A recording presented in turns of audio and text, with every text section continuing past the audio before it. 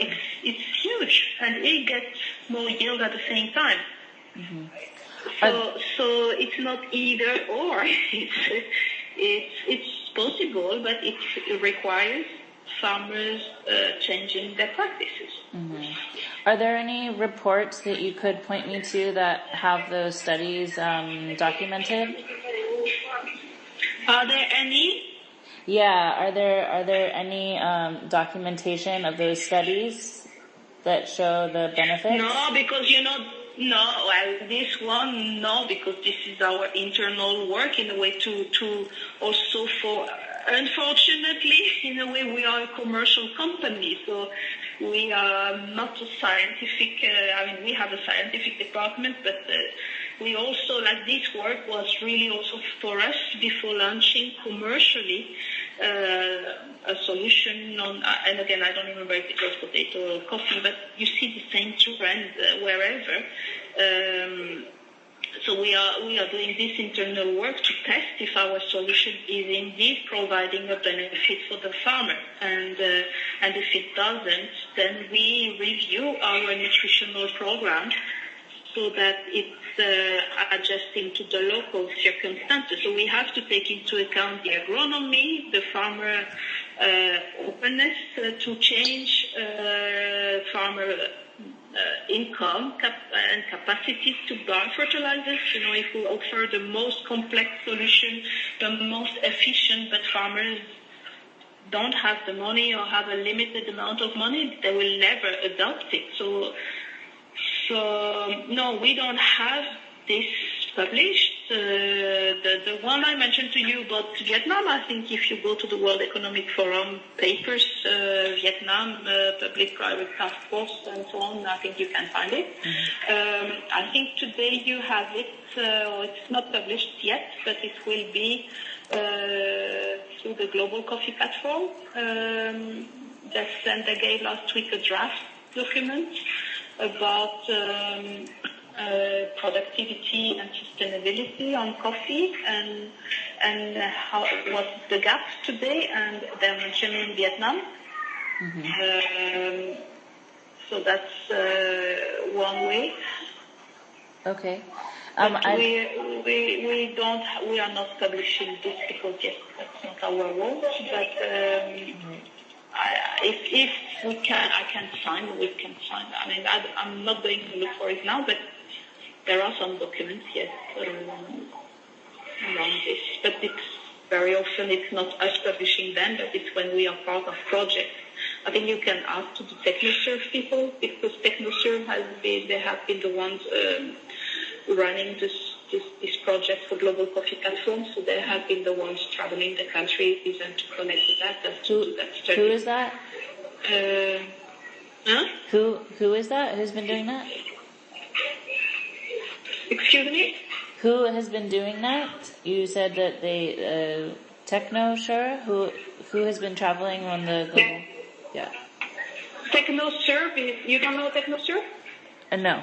TechnoServe is an NGO who is used a lot by governments, by companies, not input providers, but more the food industry to run capacity building of farmers in developing countries.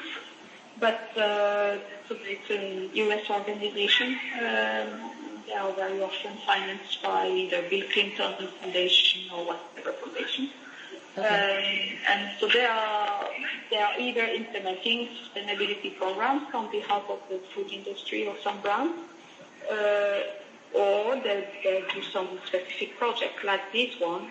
It's a report that, again, I have draft that will be issued soon for the Global Coffee Platform. So I think if you go to the Global Coffee Platform website, it's not Yara work, it's an overall study on the gaps for productivity, and Vietnam is mentioned in a way as a unique case where the productivity is already very high, so it's more about making it more sustainable. Mm-hmm. I just have one more question for you. I know you need to go. I'm just wondering because I have a flight to catch. Yes, just one more question. I'm wondering what motivates you to do this work and what are you working towards?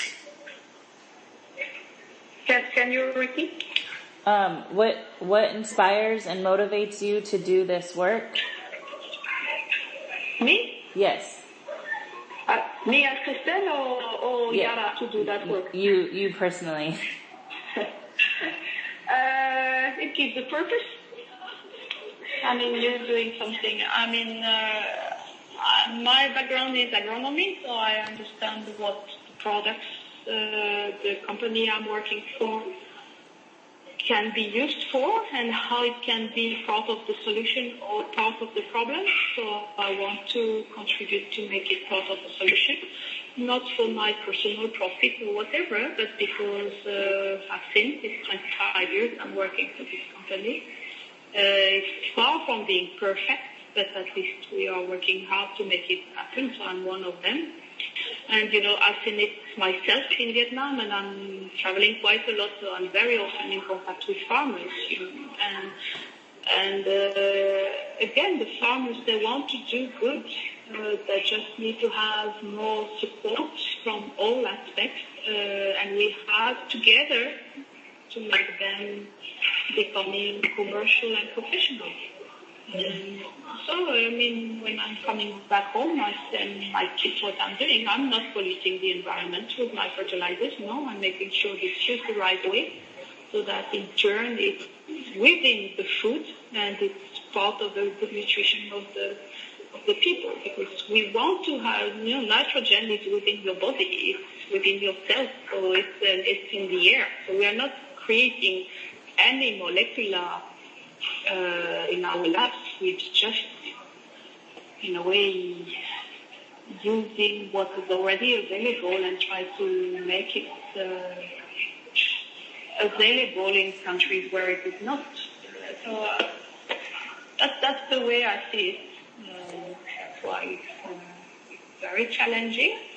Because unfortunately, fertilizer industry has a bad reputation, but for me it's more due to ignorance on one side, but also because not all the fertilizer industry is talking the same way as we do and try to do what we do.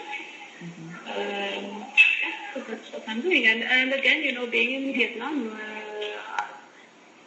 visiting with, I remember particularly that a lady, a farmer, coffee farmer, and saying, I know Yara is the best for my trees, but I have now to pay the school bill this week or this month, so I will skip on using Yara fertilizer to pay school fee. And I'm a mother, I would do the same, but we should try to have farmers not to be in that position of choosing between the kids and the farm, but to do both. So I think it's the broader food agenda and how much us consumers are willing to pay for our food.